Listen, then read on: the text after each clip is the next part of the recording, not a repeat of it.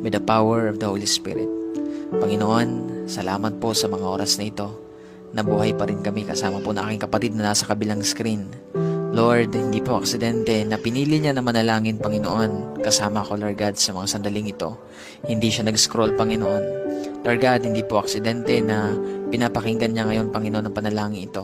Kaya dalangin ko, Panginoon, anuman yung mga bagay na tinatago ng taong ito, ng mga nararamdaman niya, Panginoon, O God, mga kabigatan na yan, na sinasarili niya, Panginoon. Tulungan niyo po siya, Lord. Panginoon, bigyan mo siya ng lakas na galing po sa inyo.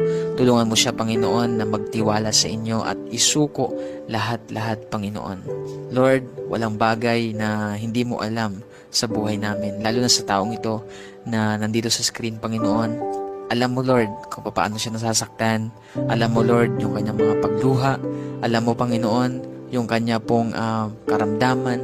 Alam mo yung kanyang suffering, Panginoon. Lahat yan ay nalalaman mo, Panginoon.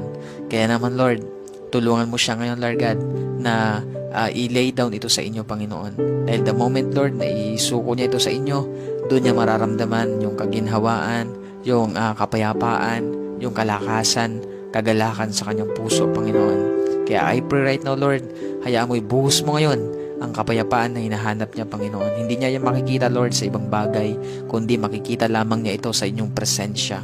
Kaya lukuban mo siya, Panginoon, ng inyong presensya sa mga oras na ito.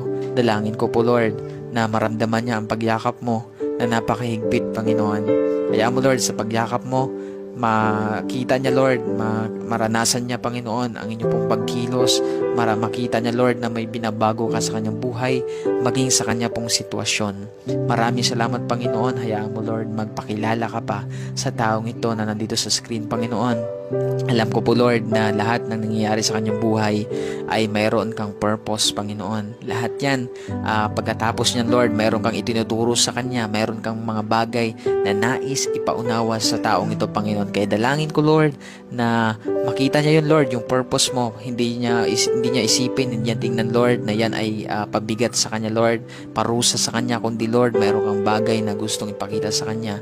Isa na po doon ang kapangyarihan mo, ang katapatan mo, gustong patunayan ang katapatan sa kanya.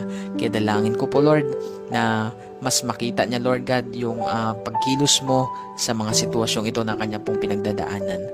Maraming salamat, Lord. Pinagkakatiwala ko po siya sa inyo. In Jesus' name, Amen.